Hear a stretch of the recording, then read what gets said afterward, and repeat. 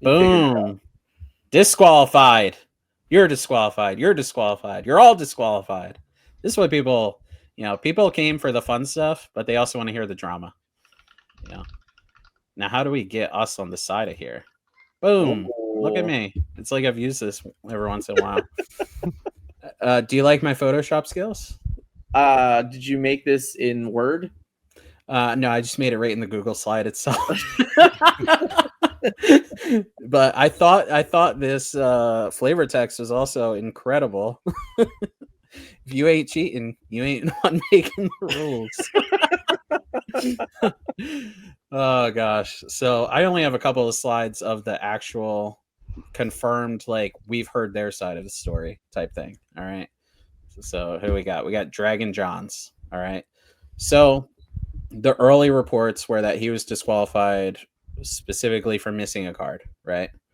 And there was a lot of outrage, including from me. Yeah, I mean, I don't know if I should attempt to read the transcript, especially with how YouTube, gets words wrong on it and everything. So I'll just do the TLDR of the transcript. It's here for anyone that wants to read it. Basically, he doesn't know what round he lost it, right? And if the judge approaches him, a little entrapment, if I'm being honest. The judge knows how long they had it, right? Yeah, that's fair. Um, so unfortunately, it's like talking to a cop. If a cop pulls you over, hashtag not legal advice, don't sue me. If a cop pulls you over and says, how fast you're going, if you say yes, I do, they're like, oh, you're speeding. Cool, here's the ticket. If you say no, I don't, they say, oh, you didn't know you were speeding, but I know you're speeding. Here's the ticket. You need to say, I believe I was doing the speed limit. And then they go, well, unfortunately, we clocked you at, and you go, really? I believe I was doing the speed limit. Right. So, he didn't know when he lost it. All right. Which, no, I'm not going to, Nancy Drew this and try to figure out if he did or not. But he does say at some point, and we have it on here on transcript, that he specifically only told the judge that it was one round prior because he thought the penalty would be worse if it was longer than one round prior. So, unfortunately, he did admit to lying to a judge, which is black and white disqualification. I know that there was some talk about this. Let's see. Can I make this smaller screen? How do I go back to us? This That way. one. That one. There you go. Perfect. There was some discussion about this on Breezy's channel. And, it like, we're not bad mouthing him. Neither was Breezy. I think people, after listening to it for a while, realized, oh, wait, yeah, he should have probably been disqualified. The situation, terrible. The way that the judges went about it, you can think whatever you want of that. If I was on the sidelines, if I was the appeals judge, if I was the head judge, and I heard this, I would say, yeah, unfortunately, this is the top tier. This is the top tier tournament. This is the biggest tournament we've ever had. It's like when you play in day 2 of Grand Prix, and it goes from competitive to professional level. Unfortunately, it would be nice if there was a separate rule book for professional level. Yeah. So let's see. Normally I ignore some of this stuff, but we got a couple. No chance, no shot. John didn't lie about it. How does one lie about something they didn't even know they did? So if you look at the transcript, put it back up. If you look at the transcript, he specifically says, I only, like, he says, I only told the judge this because I did not want him to think it was more than one round. So yeah, it was just unfortunate. Like, I think he was flustered. I think he was like, man, am I really, like, gonna get kicked out of this tournament because I dropped a card? I think if he would have said, honestly, I didn't realize I dropped the card, I don't know when I dropped the card, it would have just been the game loss. So Yeah, it's his own words. Again, nothing against him. He's not one of the people that were disqualified that if I sit down across from them at a DLC, I'm going to be sitting over them like a hawk the whole time. You know? All right. Anything? I'm gonna keep like most of my opinions until the end because I think that like all the stories are different enough. But you know, in the end, like if you're approached to do it, like it's exactly what you said. It's a awful situation to be a part of because the moment that that judge shows you you're one of your cards, like you know you've done wrong. And I do think the biggest takeaway is this concept of competitive versus professional. And at the end of the day, that was the most professional tournament to date. And, you know, we can talk a bit more about the clear differences between that event and every event previous to it because it was even different than European championships. But in the end, I just think that, like, the moment it happened, I don't think there's anything he could have said that would have prevented him from being disqualified. That's my humble opinion. Like whether or not he lied to the judge or not, I don't think it would have mattered. I think he would have been disqualified literally no matter what. Yeah, I don't know. I wasn't there. I'm just going by what he said, which is half the story. And yeah, I mean, there's three sides to every story, which is that's the biggest thing. There's three sides to every single story that happened that weekend. There is, you know, the person's side, the judge's side, and then the truth. Like we can speculate all we want, but there are complete things that like consistent things that happened with every single story. And that's why, like, in the end, I think that when we summarize all of this, it'll be much easier, like, to really put out my opinion of why these things happened. So go ahead. You can go on to our next story. Okay. Well, before we do that, this kind of leads into it a little bit of, so you're saying if he said, I don't know, he was fine. Because it sounded like he really didn't know what round it was. So, yeah, I would say that was fine. Which leads to players not doing the right thing, which we're going to get to in a little bit. But let's see. Get this back up here. Let's get us back up here. You see why I don't do this on the videos that I record myself? No, it's practice. That's why we're live. Yeah. Doing it live. So let's see. People could say if I made a boo-boo or not. So first things first, I hate Twitter. Sweet Photoshop skills again. Yeah. Well, I had to censor myself. So when I had this problem with Liam as well, where I reposted something of his, not knowing he would even see it because I just want to shout into the void. You know what I'm saying? And like, I was just really frustrated with the lack of transparency.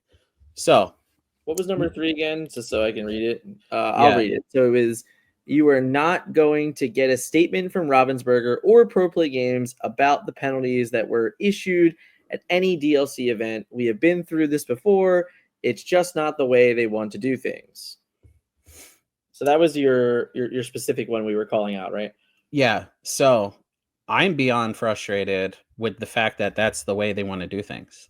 Absolutely. Yeah. Nothing that Glimmer said. Also, when I read this thing, you know how you read text and however you're thinking is how you read it. Yeah. You just want it to be what it is, but it doesn't mean that it is. Yeah. So when I read this, I'm like, man, this reminds me of when I'm talking to my kids. They'll be like, Dad, they're in bed already. Dad, can I have ice cream? And you don't want to say no because they'll cry. So you start saying your points, right? Yeah. And it's like, oh, well, before you eat that ice cream, I just want to remind you, you already brushed your teeth. Last time we went to the dentist, they said you almost have a cavity, Yeah. So I felt like I was being dissuaded from talking about it. And then at the end of the day, it doesn't matter if I talk about it or not because they're never going to make a response. That is what was so frustrating about that. So yeah, Googly Glimmers seemed upset with me in the comments, which I don't blame him because we don't really know each other. He doesn't know what I'm thinking. I didn't even realize he was the one that said it. Like it says it plain and day. I read what I wanted to read and retweeted it. That's the internet, right? Yeah. Yeah. So I just wanted to, point out my own mistakes here and also use it as a reason to say, come on, PPG, Ravensburger, like be transparent. And then there's not going to be all this stupid drama, because it's like, we're going to see from the next story, like this person really didn't deserve to be disqualified. And if I ever play against her, I'm never going to think anything bad about her. I'm not going to be like questioning every little thing that happened. And we just want to know if we should be that way with certain people like Chris Croy. Like, dude, if I ever play him, like, come on, man. It's going to be a miserable time for me. Just like staring at the board, at his hands, at everything, And So, like, yeah, I would love some kind of statement of just like, this is why they were disqualified, anything. So, it might have changed. Last time I played Magic, I remember Charles Gindy got disqualified from Nationals or Worlds. It was Worlds because they disqualified the whole team. And they posted it right on Wizards of the Coast homepage. Disqualification occurred at World Championships. This is what happened. But yeah, I think that's like the most ideal situation. And I think that it's even more ideal of a situation because it would remove speculation. It would remove all of these conversations. It would remove all of the he said, she said bullshit, in all honesty. And I think that that's like kind of the key factors here is that you're only hearing one side of a story. Like that's what's not fair. Like we can yell and scream and shout to the top of the mountains, but you're only ever going to hear one point of view, and that's just not the only point of view. But like I said before, and like how we're going to talk about Clara in a second here, there are there are 5 confirmed different stories of why someone was disqualified from Continentals. So this wasn't just one instance. It was 5 of them. And all of these instances were all the same punishment. So like when you have that track record, you can kind of just start to like put the pieces together of like, it doesn't matter what they did. All that matters is that they made a mistake in the most professional tournament to date. And because they made a mistake in the most professional tournament to date, they were disqualified. I honestly think that there would have been more disqualifications if more of these things happened. It wasn't just, this player. It wasn't just another player. It was multiple things that all led to the same punishment.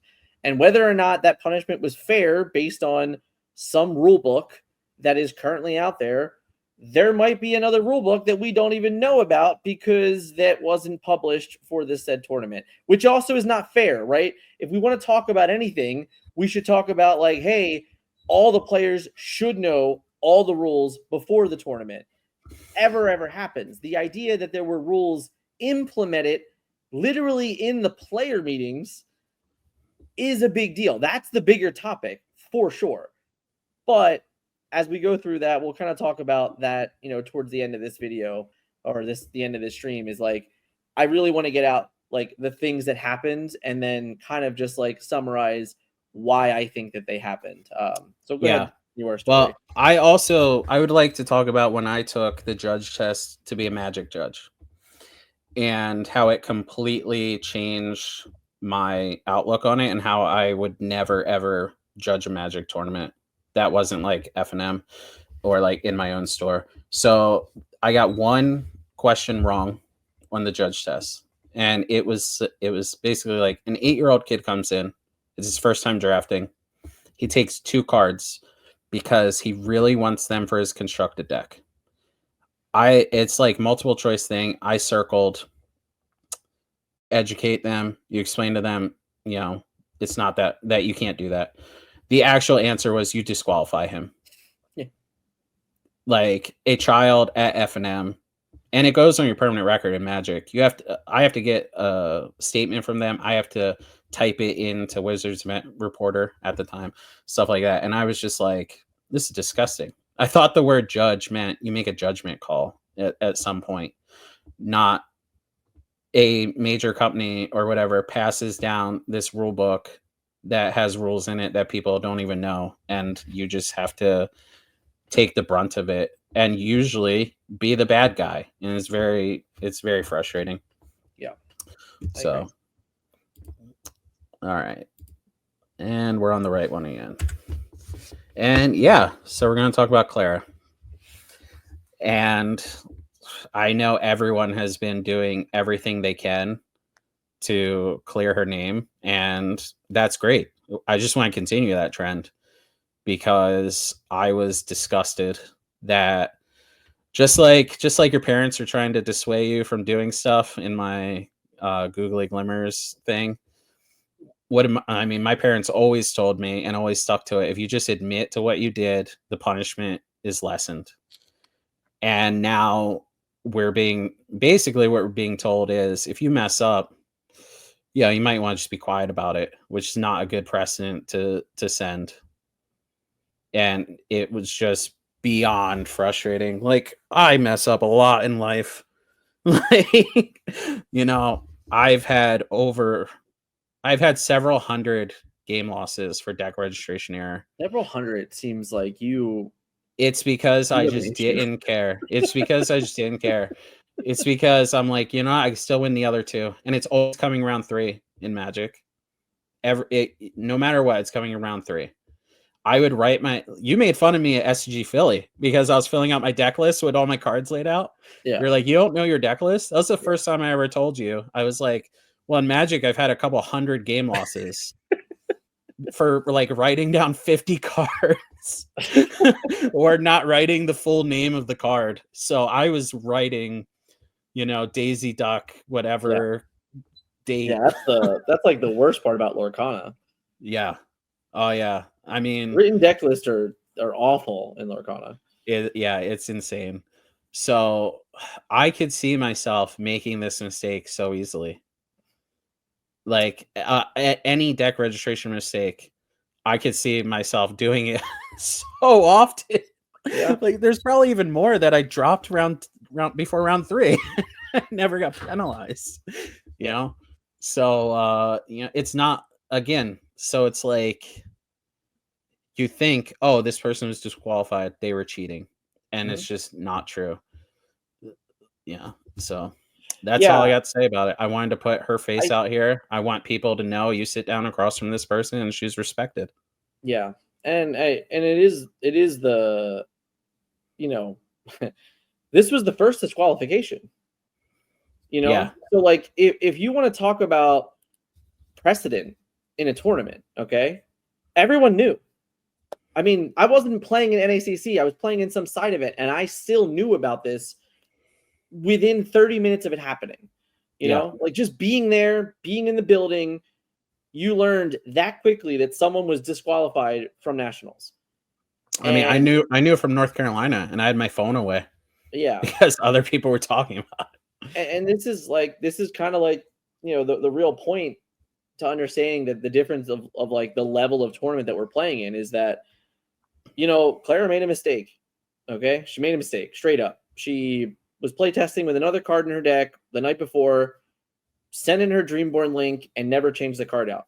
And you know what? Either which way, either she wanted to put the card in her list or she wanted to take it out. It doesn't matter. Like, the point is that she left a card in her deck that wasn't supposed to be there, that wasn't registered to her tournament.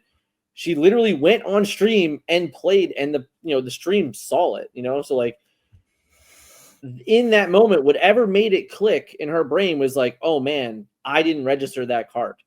And now it was on stream, right? And this is where we got to talk about intent, because I believe that it was a mistake. I believe that she was not cheating, and I genuinely believe that. But the problem with that is that anyone could make this same exact thing and the intent can be different.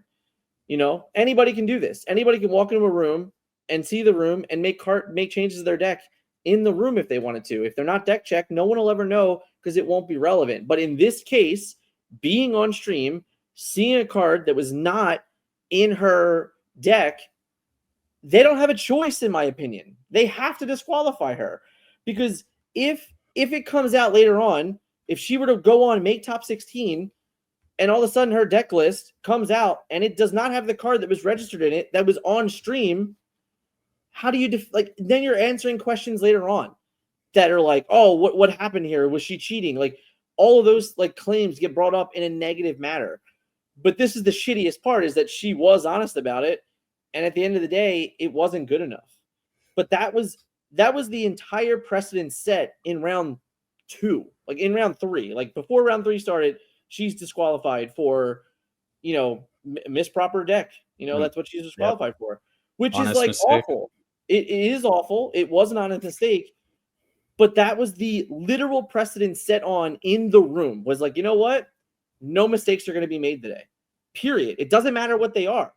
So like, that's the point, that like, if this point in the event, someone's getting DQ'd for this mistake, nothing was going to get let go that day.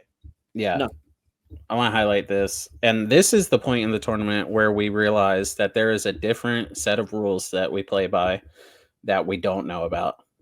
Like, could you imagine showing up to a poker tournament and all of a sudden there's just new rules? Like, there's no 2s in the deck. Yeah. I mean, but that's the point, is, it is very, very clear that we know what the comp, someone wrote it earlier, like the comp rules say about a game loss or a warning, right? Like at a set championship level or a DLC level, it's clear that it's like, it's nothing. In all honesty, in Lorcana, in the current DLC rules, you can literally get away with anything. And I mean this. I mean, you can literally just get away with anything twice. It's very frustrating. Yes. Twice. You can do any infraction in the rule book twice and still participate in the tournament without receiving a game loss. Yeah. So like in Continentals, that clearly wasn't happening. They didn't let anyone do anything twice. If you did something once, you were disqualified. And that is just the sad truth of like what happened. But that precedent was set, like I said, before round 3 even started. Like round 3, what should have been a warning and or at maximum a game loss was a disqualification. And I think that's what everyone really needs to grasp here, is that Clara was like, she was the one that got a cone put on her head and made a fool of. Like, you're like, this is what she did, and we're disqualifying her. No one else better make any mistakes today. Yeah, it is. Yeah, and I don't know how to make it better, but it is just frustrating. Yeah, I remember one of my opponents getting 3 different warnings, and since it was for 3 different things, it was no penalty beyond a warning. But then we've talked about this because somebody commented it. It was actually the woman that I played against in Atlanta, the very first tournament.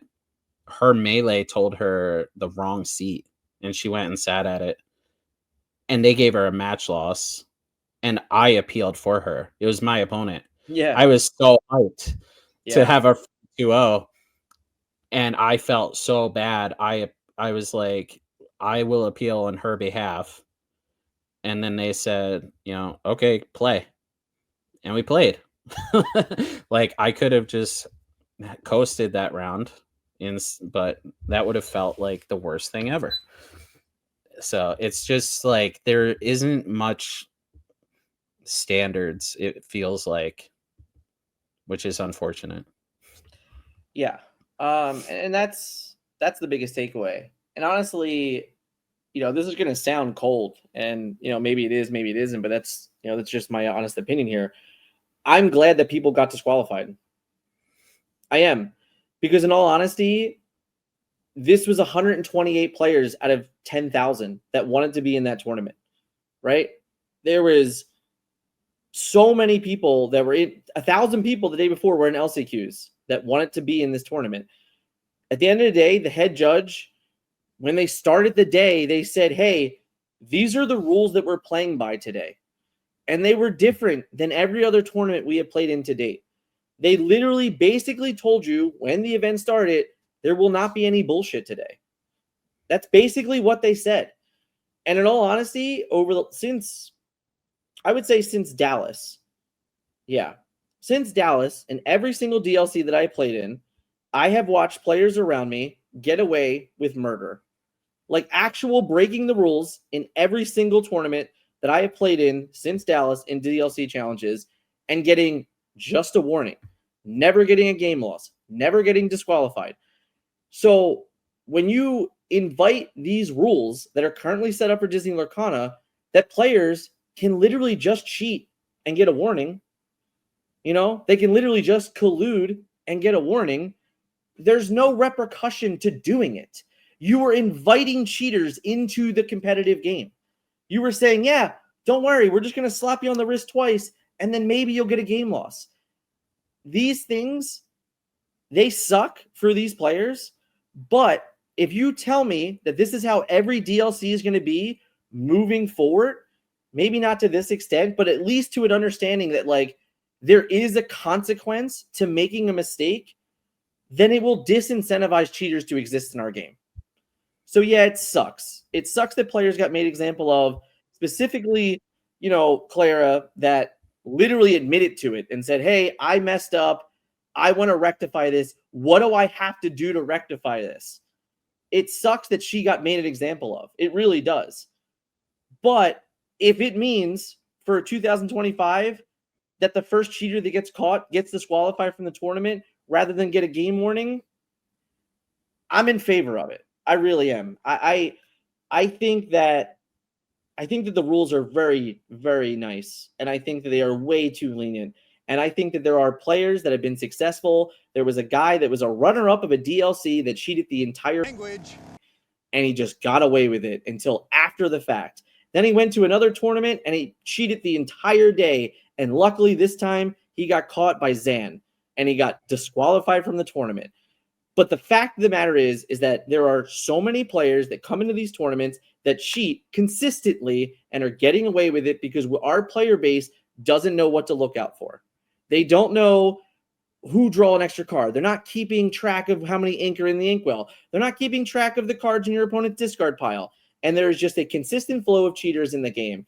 And if this event said, you know what, we're going to disqualify anyone that makes a mistake, I hope to God that it continues. I really do, because I would much rather play in a tournament as a player that has never cheated a day in his life, knowing that if my opponent cheats and I catch him, he's going to get a punishment for it. That's where I'm at, in all honesty. Yeah, because how it's been is like, you don't even want to call a judge because then it's just awkward and they're not even going to get in trouble. I remember that's in how Atlanta, I felt. I literally called in Atlanta, my opponent drew extra cards and inked a card from his inkwell. And it was a warning. Yeah. Like, and they back it up? How do you magically ink a card from your inkwell? I'm sorry, ink a card from your discard pile, and you draw extra cards, and it was just a warning. It was like, I don't know when he inked that card. I don't know how many turns that that card was not supposed to be there and he utilized. I had no idea. So I'm not necessarily accusing that a player of cheating, but I can tell you that not every player would have noticed it. And it was nothing. These are things that happen in every tournament, in every round of every tournament, that your opponent can just draw an extra card. And even if you call a judge on them, they're like, oh, it was a mistake. And all they're going to do is shuffle their hand, put their card back in, and it's just a warning. And they can do that as many times as they want to until they're caught 3 times. I understand, if they get caught every round, they're going to get something. But if they don't get caught every round, they just get away with it because there's no punishment. If the punishment right away for drawing the extra card was actually a game loss, guess what? No one would ever draw an extra card. They wouldn't do it because in a 2-game format, if you just take an L because you drew an extra card, guess what? You're not gonna even risk cheating. Hopefully, you're not even gonna risk playing Disney Lorcana. I would much rather you just not even be here. If you're the type of player that cheats, guess what? Language. You. In all honesty, that's where I'm at. Language, yeah, I get it, but that's the truth. So I love the fact that people got disqualified. I do. It sucks. It does. It really sucks for them to be disqualified. But at the end of the day, what I learned from listening to that event, being in the room all weekend, talking with people, was that the head judge of that event didn't give a language. If you made a mistake, you got disqualified. And that is at the highest level of professional tournament that Disney Lorcana has had. And you know what? I'm here for it. I really am. Yeah. You know, every other tournament, all I hear is, well, we're a casual game. This is a casual audience. And then all of a sudden, nope, cutthroat. Which, yeah, hopefully people got a wake-up call. Hopefully it scared people. Now, let's talk about changes, right? Yeah. Obviously, if there is some other rules doc for Continental Championships, it should be public. Mm-hmm. I think there's been a separate rules doc this whole time. I believe that is true. Yeah. I can't specifically say that it's true. That's why I said think. I don't have access to a said document, but I have definitely been given the impression that it exists by multiple judges. So I definitely think there's one that exists. I think there has to be.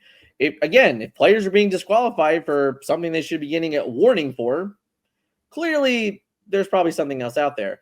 There's also a debate to be said that, maybe there was enough complaints. Maybe there was enough people disqualified after tournaments were over that they didn't want to do anymore. Maybe they just said like, hey, going in this tournament, you know what? We're not going to take any bullshit. Like that could have been a room, a discussion amongst the judges that were judging North American Continental Championship that said, this is going to be the border today. Anything that happens, bring it to the head judge immediately, and the head judge is going to make a decision. And on that day, the head judge said, we're not dealing with any of it.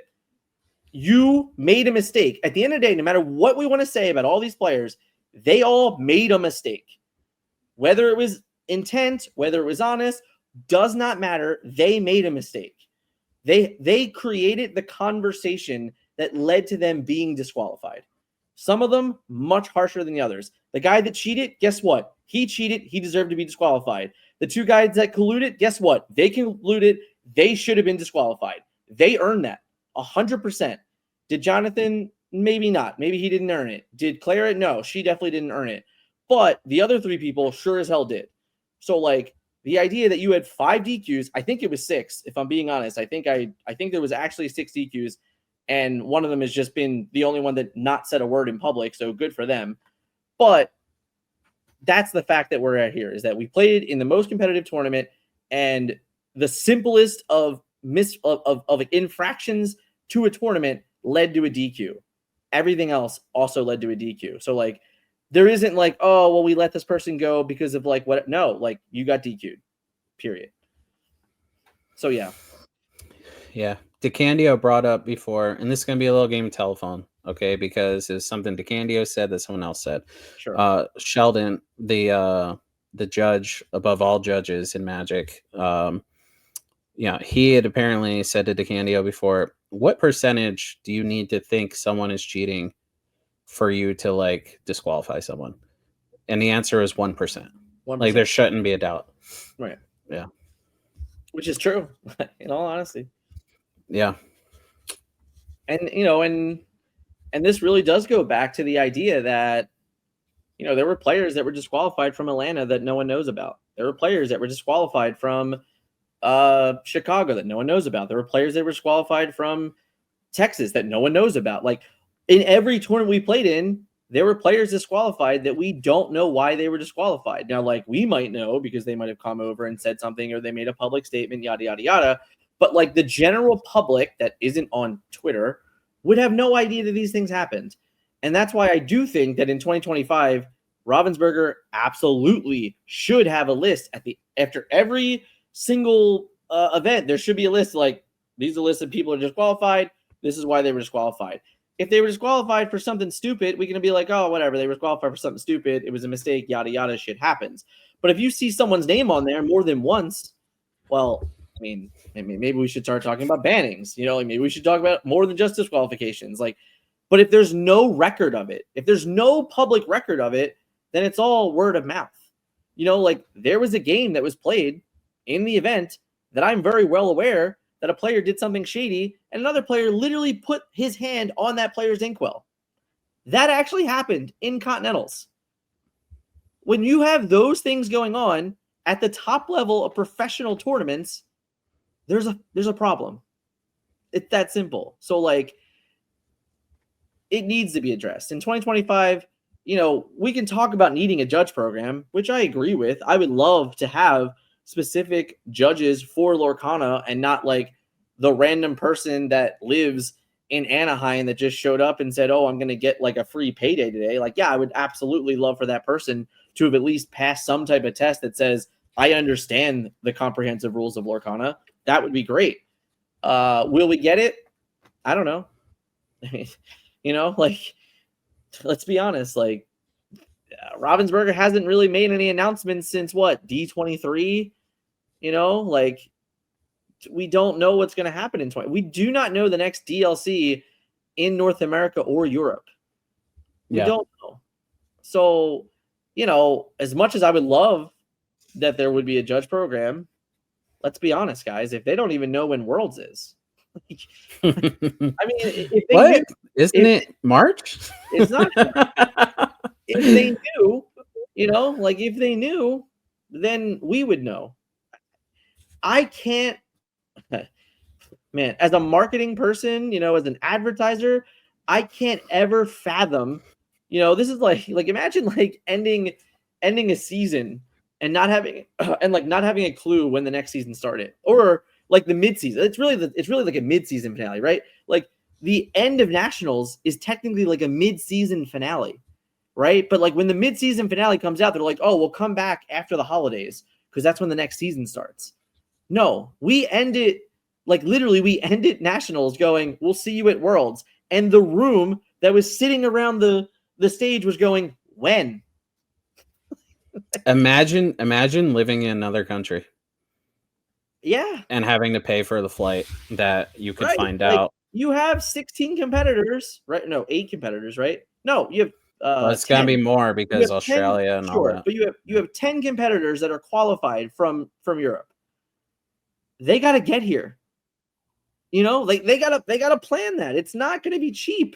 Like, yeah, Florida for me is, you know, it's a $120 flight down to Florida. It's nothing. Yeah, I'm going to drive. Yeah, sure. But flying from across the pond, you know, 6 weeks notice is not enough time.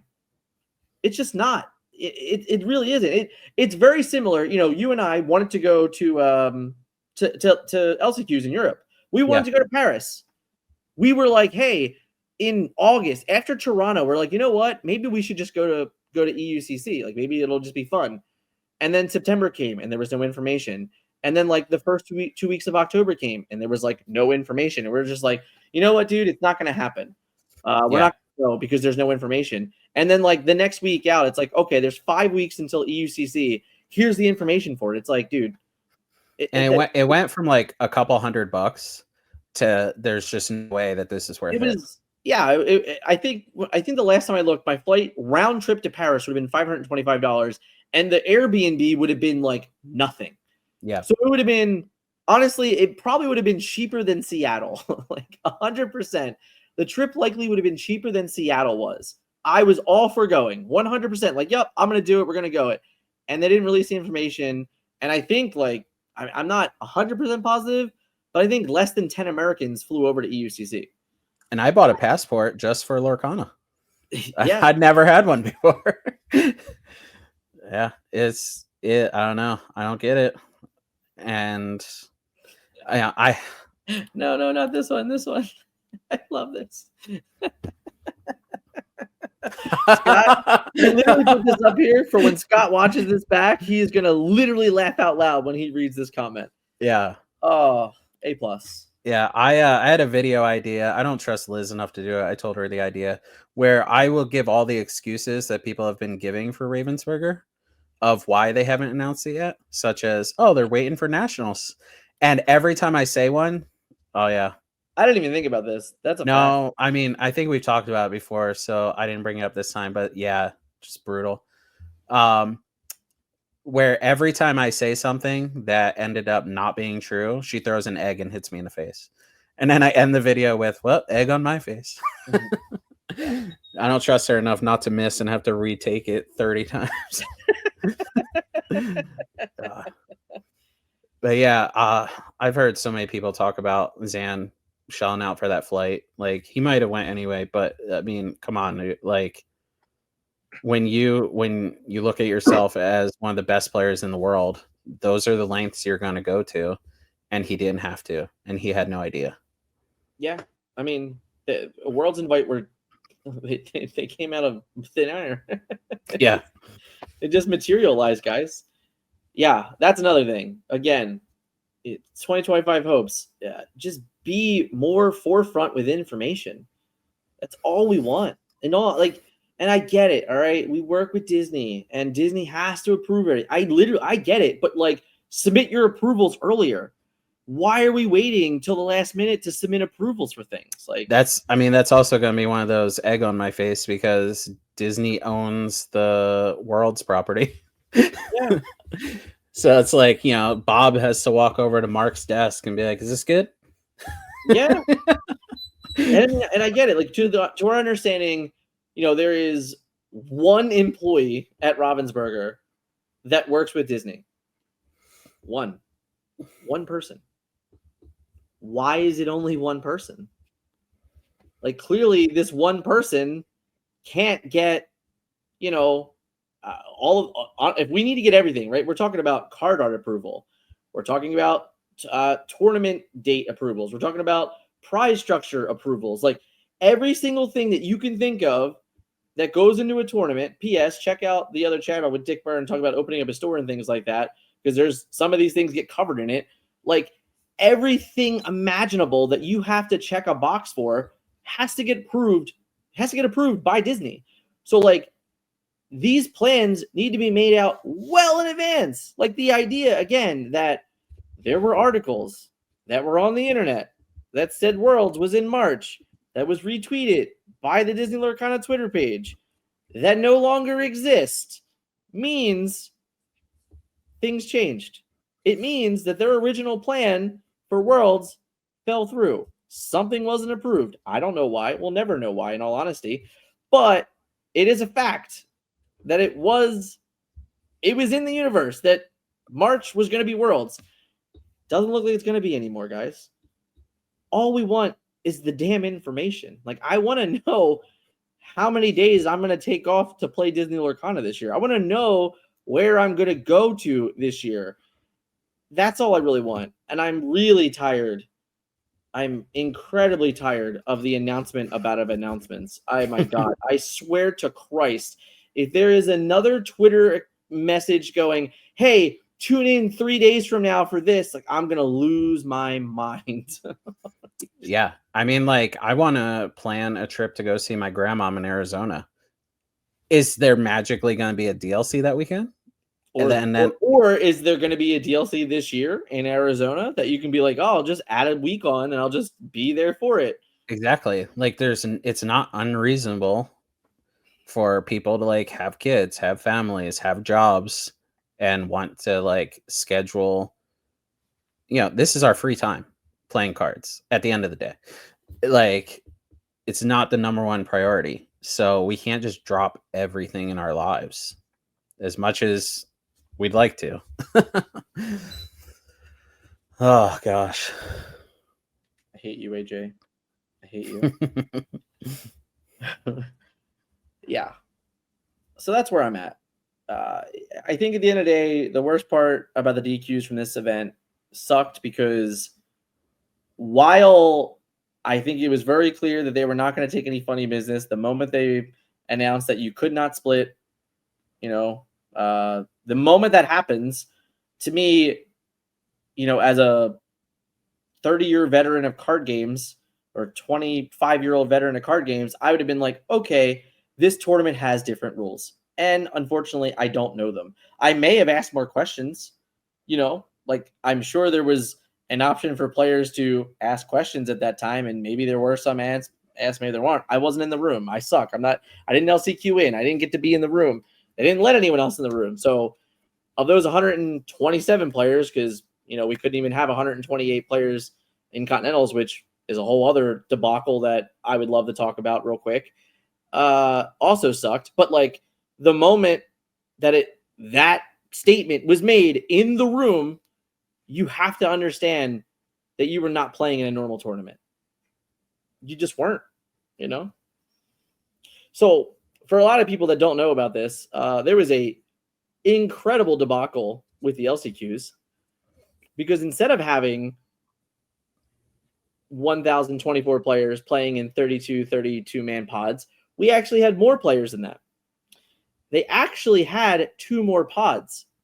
So 34 people actually LCQ'd instead of 32, because 2 people declined their invite or did not show up or told them that they were not coming to participate in the event. So they wanted to still have 128 players for European Continental or for North American Continental Championship.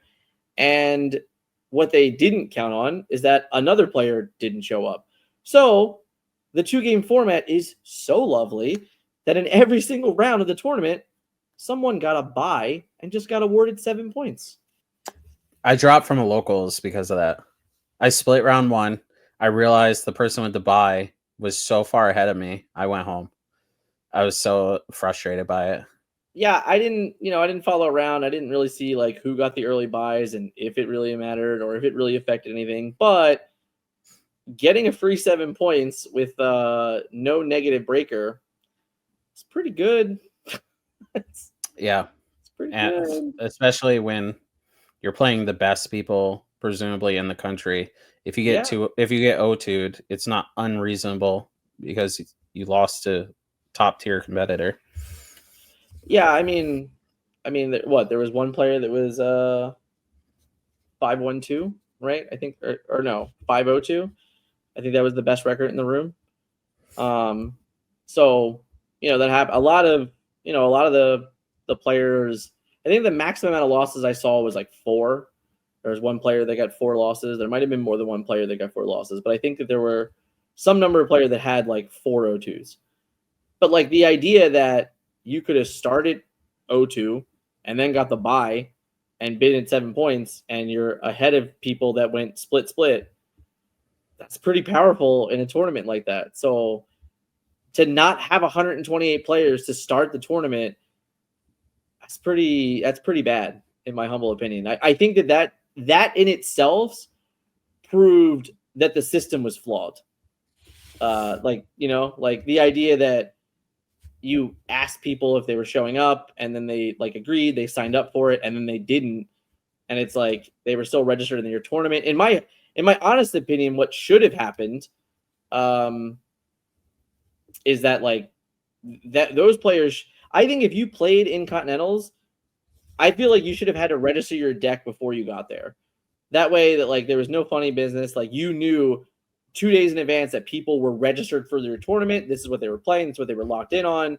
I feel like that is not that much to ask, and it helps prevent people from not showing up. Or at least if you get to Friday and people still haven't submitted, you can be like, oh, maybe we do have more leeway. Maybe for this LCQ system, we have to run more. But really what they could have done, and this is what I think everybody would have wanted, is that if they had just run 1,000-person tournament or 1,100 people, which I think what it was, they had just run an 1,100-person tournament instead of all these pods, and they just said, hey, the top X people queued for Continentals. If the next day starts and someone didn't show up, theoretically, they would have had the information to make an announcement and say, hey, blah, blah, blah, you finished 36th in the LCQ tournament yesterday. Please come to the stage. And that person could have got queued and went and played in Continentals. That could have happened if they ran the tournament structure differently. So therefore, you would not have had a bye in round 1 and round 2 of Continentals. My question is, did they actually start the tournament with 127 in registered? Why didn't they leave the last person in and then drop them after they no-showed round 1? Then there's no more bye, right? No, there was. Oh, it's still an odd number of people. Yeah. So it doesn't matter. Yeah. Crazy. So like these are things that lessons learned for me. And we talked about this a little bit with the pod for me and Nunez, but like the whole weekend as a whole was rough. Like after after every sealed event, after every round 1 of every tournament in the side event area, it was dead. So like this is just like more things going on that I think needs to be improved. If worlds are going to be like a similar structure and not to the extent of like LCQs, like to our knowledge, there will be no LCQs for worlds. And in all honesty, as a competitive player that had played in 60 LCs and an LCQ, I hope that there is not an LCQ for worlds. I accept the fact that I could not get into Continentals. I accept the fact that I cannot go to worlds and I cannot be a worlds participant. I accept that. Does it suck? Yeah, it sucks. I wish I qualified for Continentals. I wish I qualified for worlds. It's obviously, as a competitive player, it's the only goal that like is really fair. But the fact that I know that I can't is a good thing. It's fine. Like I'm okay. It's like, you know what? Not my year. Year 2 can be my year. Great. I'm okay with it, in all honesty. So if all of a sudden they go, oh, we're going to do LCQs for worlds, I'm going to be like, man, that feels like a cop-out. I actually think it would be insulting to the 28 players with invites. I really do. Yeah. I mean, that could God. And before any of the comments, they'll say it before we get to this point. It's their, everyone's going to say it's their first year. It's like, yeah, I was given that excuse in the beginning too. Like, they could always change things, but then things didn't seem to ever get changed unless it was like 100 people tweeted about it. Then it was like, oh God, we got to change it right now. Which is, again, encouraging people like me to complain on Twitter. I think it's really fair to have the conversation. I just think it's much better used to prevent it from happening again. Like everything that happened this weekend happened. You're not changing it. Like that shit happened. All we can do is say, listen, these are the ways that you can improve this. And these are what should be improved. I know there's a large portion of people out there that like the 2-game format. There's also a large people out there that don't like the 2-game format. What I've always asked for from day one is pick. Don't tell me to go to set champs and play best of 3 to show up to a DLC to play 2-game. Like, I don't care. In the end of the day, I'm going to play Disney Lorcana. I don't give a shit what the format is. But what I hate is the idea that you fundamentally know there's something wrong with 2-game format. If you showed up to NACC and in your player meeting, you make an announcement saying that you are not legally allowed to split, you have accepted the fact that the tournament system was exploitable. Therefore, you should know from right there, the 2-game format should be abolished. If you had to make a rule that says you can't do this, you should abolish the format. Get rid of it. And if you're not going to do that, then lean in and make every single tournament that we play Disney Lorcana 2-game format. That's all I want, in all honesty. That's my humble advice to Ravensburger as a company is like, pick one. Don't have this bullshit to where set champs are best of 3, LCQs are best of 3, and then DLCs and NACC and maybe Worlds are 2-game format. That's stupid. If you now tell the 28 people, we assume it's going to be 32 guys. That's my guaranteed bet is that somehow 4 more invites past Australia will go out. God knows how it's going to happen, but that's my humble opinion is that there will be 32 people in Worlds. If 32 people show up to Worlds and you go, we're going to play 2-game format and no splits allowed, what are we doing? Cut to top 8, best of 5. Right. Like, what are we doing? Right. Like why are we doing this? So that's really where I'm at. Right now, I would much rather focus on the future, focus on season 2, focus on Worlds. In all honesty, I think Worlds should be multiple formats. I think Worlds should include draft. In my humble opinion, I don't think you can call yourself world champion if you can't play limited format. That's just my humble opinion. And I know Lorcana hasn't focused on sealed or draft, in any other tournament to date. But if you're ever going to do it, you're ever going to set a precedent, if you're ever going to make someone prove how good they are at Disney Lorcana, then I think literally the first 3 rounds of Worlds should be a draft. That's my humble opinion. So how about this? Worlds, same weekend as the release of a new set. Sure. Draft. Pro Tour. Send it. Draft. Yeah. I don't care. Like, no, well, that's what I'm saying. It's like that'll be the next excuse now. Oh, they're waiting for a new set to come out. I mean, if that's the case, then we're gonna be waiting till June. Better than 2026, I suppose. Yeah. I mean, I don't know. I don't know if that's true either. I don't know. So I hate when my wife hits me with hypotheticals. So as your road wife, let me hit you with one. Okay. So Europe, the one time they had to do a day 1A and a day 1B. Yep. Okay. So Magic on Arena, you have 2 options to qualify for big events. You can play in a single elimination tournament or a best of 3 tournament.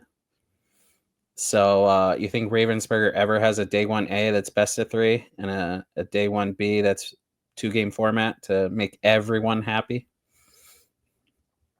No. Cumbersome, right? No. Much easier on a digital client. Yeah, infinitely easier.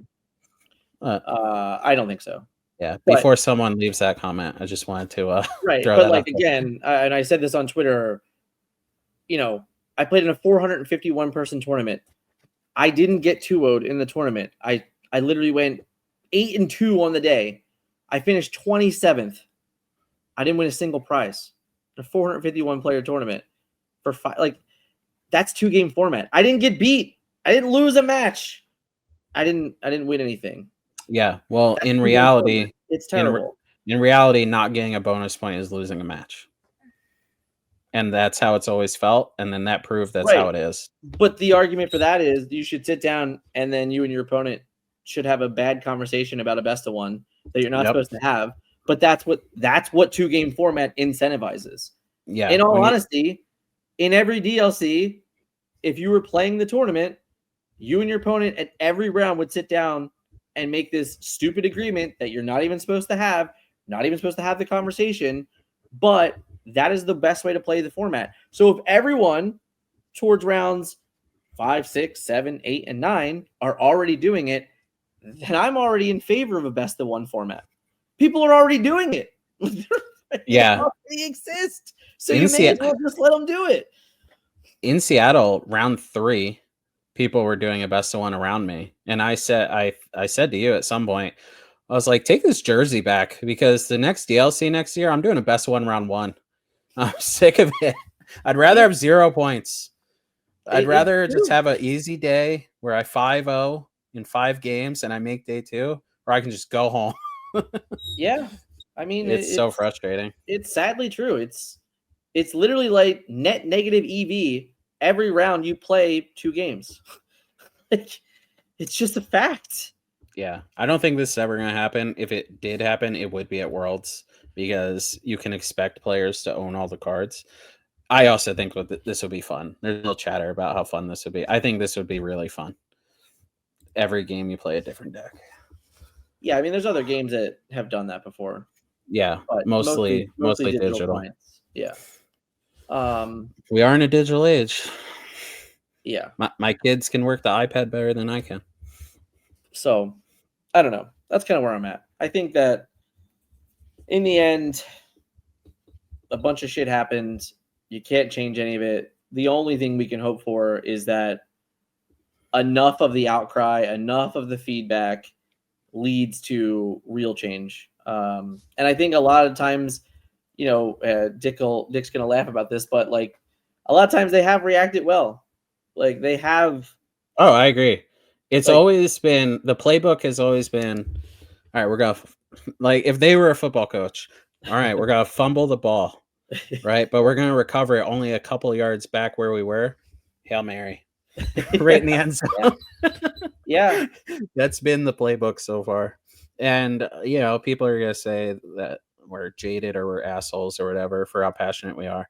And I'm just going to keep reminding them that like Disney Lorcana is an unhealthy, like major part of our lives.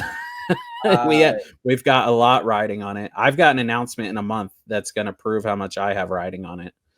Yeah, you already know about it. So it's like I just want it to succeed. You know, Scott and I at the end of the year, you know, we ran our numbers, we did all our stuff, and we kind of like looked at kind of like the way 2024 went. I went on 15 Disney Lorcana trips in 2024. I love this game. Love it. Even if it's flawed. Like it's flawed, guys. I don't care who wants to say anything. The game is flawed. It has the tournament structure is flawed. You know, the being on the play feels a hell of a lot better than being on the draw, right? Like we can pretty much all agree to that too. Not to say that you can't win on the draw, because I can tell you the deck I played last weekend, or on the weekend period, I actually won more games. I went 6-5 on the draw, like in my draw games. I went undefeated on the play, so there's that. But you know, I went 6-5 on the draw, so you can't. Not that I'm complaining about it, but it's very clear that like the game is flawed and going first is broken. You know, the tournament structures are broken. The qualifying system, I think, is terrible. Like, there's a lot of things that I think is wrong with Disney Lorcana, but the fact is that I love Disney Lorcana, and I'm one of the most honest people ever, and I'm never gonna like shill out to anybody because it's just not who I am. So I am gonna come on here. I am gonna use my platform to like provide how I believe things could be better. And I'm not even saying that like everything I'm saying is what has to happen, but I do think that they need to understand that the current format sucks. I think you need more people saying that the current format sucks. I think while I don't agree with it, right? I don't agree with the whole pledge of like national should have been open deck list. I still think it's fair to have the conversation. You know, like I still think it's like, hey man, if you want to have that conversation, that's good. Let's have an open forum conversation about it. Do I agree with it? No, I don't. But hey, I'm not gonna like criticize someone for wanting it. So that's where I'm at. You know, I spent a lot of time away from my house last year. I spent a lot of time in Airbnbs, a limited amount of time in hotels. I love this game, and I want 2025 to be a better year. And I wrote it, you know, on Facebook when I came home Tuesday night. I can't believe that I live in a world where I don't know when the next Disney Lorcana challenge is that I'm going to go to. That sucks because I'm not going to Australia. It's not worth it. You know, more power to the people that want to go over and fly over there. You know, good luck to them. But to me, it's not worth 2 weeks of my life to pray to God that I finish in the finals to get a Worlds invite. It's not worth it. So, you know, the idea that we don't know anything past that sucks. I saw people in the comments talking about how we don't know anything from set 7. I mean, set 7 is still like 7 weeks away. So, like, do I expect that to probably start next week? Yeah, I do. But I'm also like, man, there's a whole month. You know, like February is an entire month, and we're still 2 weeks from February. Like, it doesn't come out until March 7th. Like, it's so far away. We have a whole set championship season. You know, like, there's a lot to do. There's a lot of Lorcana left for Azerite C. And, you know, like last weekend, we discovered a deck in the middle of national weekend that we think is a playable deck. Colby, if he would have LCQ'd in, he would have played the Baja Blast deck in Continentals. He'd have been that guy. We made a joke about it. You know how EUCC had a Ruby Steel player? And we kind of all made fun of it. This guy playing Ruby Steel. What an idiot, you know? That would have came up in the graphic. They'd have been like, what is this idiot playing? And then Colby probably would have like had a really respectable day. The deck is very good. Like, yeah, it's not. I'm not going to sit here and tell everyone that it's some like unbelievably perfect deck. It's not. But is it a reasonable deck? Is it good into the metagame that showed up at Nationals? Yeah, it was. Did on the weekend, I think the match record was like 44-6 between 3 players. Yeah, it was. So like clearly the deck has some legs. But that's the point, is that we still have 2 months of Azerite C to play with. Like, there's still things that can be found if they want to be found. There's a whole other continent that is about to be displayed for us to watch of players that have not played in a DLC. We don't know what's going on in Australia. We don't know what that metagame looks like. You know, like, I'm excited to see that. I think there's a lot left of Azerite C. So for me, yeah, spoilers are great. Reveal season is whatever, but there's still plenty of Azerite C to be explored. Yeah, and speaking of other continents, we're seeing Chapter 1 decks out of other continents. Right. Amber Sapphire won the first like officially recognized tournament, like run through Melee or whatever in China. Love it. Yeah, they're behind on the times. Come on, they can just No. copy us. That deck's trash. Nah, deck's fine. John Silver's the best. Amber was OP, bro. Like green. Well, yeah. But yeah, and it's like I don't even want to play competitively. But the DLCs are an excuse for me to go see all my friends. Yeah. And we know a lot of people. I know a lot of people that have quit the game after not hearing anything. Yeah. I mean, we were talking about this locally. There was like an entire store of players that would come out to play in these events that, we cast at the encounter that I haven't seen in 4 months. Like they just stopped, which sucks because there were some good guys, like some good players that were, excited to come to those tournaments that aren't anymore. And I do worry for that. I really do worry that the longer we wait for information, the smaller the player base is going to get. I mean, honestly, look at Europe. Europe has nothing going on right now. And, obviously I'm not like some crazy Twitter person, but if you go on Twitter, shout out to most of the Europeans. They're all playing other games. Like there's no Lorcana to be played. Like that's a worry for me. As a content creator that covers meta, what meta is there to talk about? It's a worry. Yeah. So, and at the end of the day, people say, "Oh, well, more card games are played in kitchen tables than at tournament tables," right? But like the value of cards don't come from the kitchen tables in this game. In Pokemon, it does. You can clearly see that. Go on TCG Player.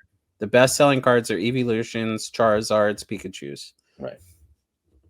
Elsa is not the most expensive card in this game. The biggest tournament staples are. Like some tournament staples are more expensive than Enchanteds, right? If that were the case, all Enchanteds would be at least $100 if it was the tabletop people. And you can get like shitty Enchanted locations for $30. Yeah. And like, have you ever heard someone say Diablo is their favorite Disney character? No. Well, it's like the most expensive card, So like the stores that are selling the products, even to the social audience, still want there to be a competitive scene. Yeah, this was the first set I have not bought a sealed product. I didn't have a reason to. Yeah, which is sadly true. But I'm playing a bunch of James's cards. But this is also the big, this is the big reason why we're supporting third parties so much. It's why we went to CCS, because there might be another CCS in March, but there currently is not a DLC in March. It's why we're partnering with Southside Gaming. Like that's a great opportunity, for us as a channel for multiple reasons. But like the truth is that we said it when Stefan was here. We care about stores that give a shit about Lorcana. So like having the connection to go down there and meet with that store, be friendly, get to know the locals there, and kind of like be a part of that community in our own little way. It's important to us because we need to show that can be successful. So other stores around the nation will do it. We have stores, I have a store that's 25 minutes from me that can hold 200 players that have never really even tried to hold a 1K. Like shit like that sucks. These are stores that I love, that I've gone to for 10, 15 years for different games that don't want to buy into Lorcana. And that sucks because, it's clear that a 10K in Miami sold out in 3 hours. Like it's very clear that people want to play this game. And if you build it, they will come. So that's why over the next several months, I hope Ravensburger gets their shit together. I hope they announce DLCs. I hope we know when Worlds is going to be. I really do. I want to meet Lorcana Villain in person. I want to meet some of these content creators that didn't get the chance to come to a DLC, to come over and have those conversations and meet those people. Like I'm excited for that to happen. But if they only have 6 weeks to plan, it might not happen. And that sucks. Or they're going to be here for just the weekend, not like a Disney trip or whatever. Yeah. I mean, some people in my normal life give me flack for going to locals. They're like, "Wait, you gonna win $15?" It's like, no, I'm gonna win nothing because I give my prizes away. I go there because I don't want the store to stop supporting Lorcana. Yeah. And I want the people that come that are happy to see, the famous Dick Burns to be happy and like be like, yeah, I gotta go. Like I want someone to look at my deck. Like I want to talk strategy. Like I do coaching sessions every week, whether they know it or not. Like I will just be like, do you want to know why you're losing these games? This is what's happening. Why did you play Flynn into a Cinderella? You could have played a Diablo. Like, Yeah. But I don't know. All we can do right now is hope. Yeah. They say it's the hope that kills you. We're willing it into fruition. Yeah, I hope That's so. what's happening. I hope so. Also, me and the wife were just having this conversation. The amount of opportunities that have come my way just by showing up at locals has been insane recently. So like, just go out there. You have no clue. Like what life-changing event could happen just getting out of your house. That's for anything. That's for anything in life, not just Lorcana. Yeah. But again, I love Lorcana, but I'm flying to Miami on a set championship weekend just to put myself out there. In all honesty, I'd fly out to a DLC that was multiplayer. Like, sure. It doesn't, not even a challenge. I mean, just like 2-pack. Let's go. Send a Ravensburger, fan event. Like, sure. It would be nice if we could go just hang out at an official event. Oh, how nice was it seeing the Illuminary in person? All we saw was a book. That's all there is, right? No, there's like a whole thing. Biggest event to date. You get a book. Here's my favorite part. We don't even know how to read. Dead ass. I didn't even know it was there on Friday. Hand to God. Didn't even know. Gosh. Well, you met Mickey. I had no idea. I saw some people ruined their Mickey promos by having Mickey sign it instead of me. I mean, come on. Mine's not signed. Exactly. It's not signed. It will be. When I see you in 7 months for DLC. I'm just kidding. We're supporting SSG. 3 weeks. What the hell are you talking about? Come on. Get your head out of your ass. Well, it's been fun. You absolutely were missed in Anaheim, for sure. I don't believe it. You were. You guys had... Nunez was my boyfriend for the weekend, though. Yeah, Jorge missed me because he was fifth wheel. So me and Nunez I felt bad. Me and Nunez went on every ride together. He was my housewife. So yeah, screw you. And well, I spent the $1 million I had buying the Forbidden Mountain, so I can't afford to go to Disney. That's true. Especially in these prices. My God. What was it? $300 a day? For what? To go into Disney. No, less than 200. Yeah, you know how much it is for a season pass at Universal? No, less than 200. Okay. Yeah, I now know how much it costs for a season pass at Disney. So way too much. Definitely for me because I would never use it. Even when I was living in Florida, but I didn't have a Florida address there. They weren't letting you get the lowest level one, the Pixie one. So it was ridiculous. I'm like, well, I'm a Universal guy for life. Yeah. I mean, just who has like 15 days to just go to Disney World? Like that's just ridiculous. That's like I don't know if you're throwing shade at me or Melissa. Yes. But when that's just the truth. You have no responsibilities in life. Yeah, I guess so. But even then, time is still time, man. Like that's what I want to spend my time on. Like, shout out to Ironclad. They're gonna get me a T-shirt at some point because they're making me money without me even being there. We'll have to get SSG shirts when we're down in Miami for sure.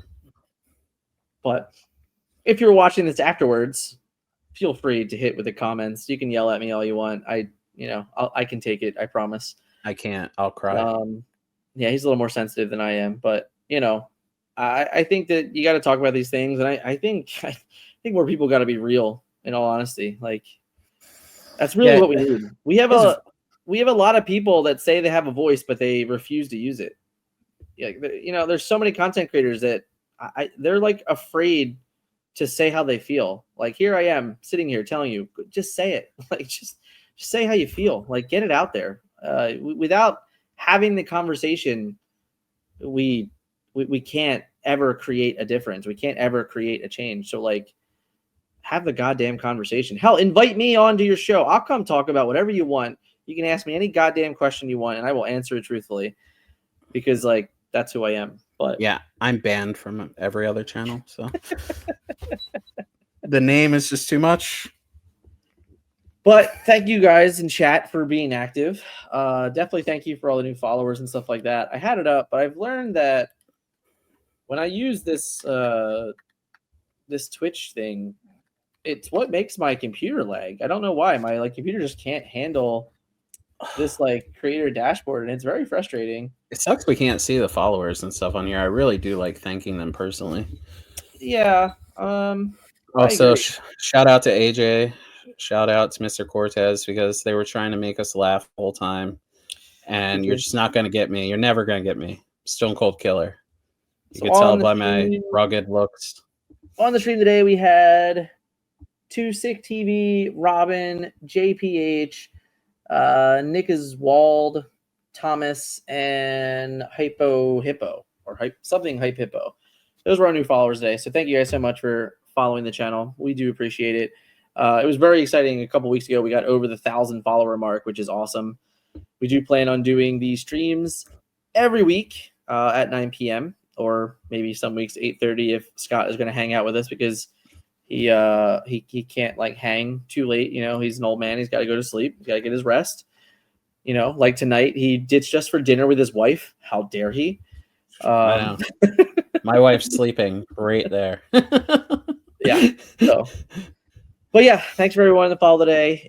Again, if you're watching this after the fact, hit us up in the comments. Let me know. If you like conversations like this, you should definitely follow on Twitch because, that's kind of where we're going to be doing these for the most part, especially when we have targeted. In this event, we kind of in this show, we had some targeted. So if you're watching this episode on YouTube, it was probably followed by another episode and things like that. So, definitely hit that follow on Twitch. It helps us.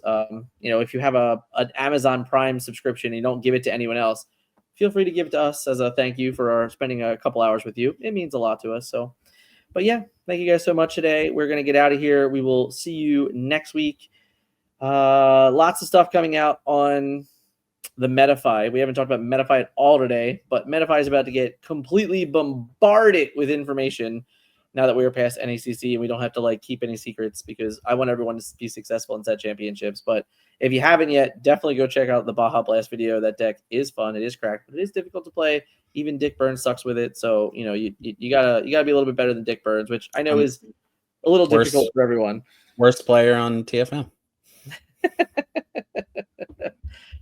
All right, guys. Thank you guys so much for hanging out with us tonight. We will catch you next week here live on stream again. Adios.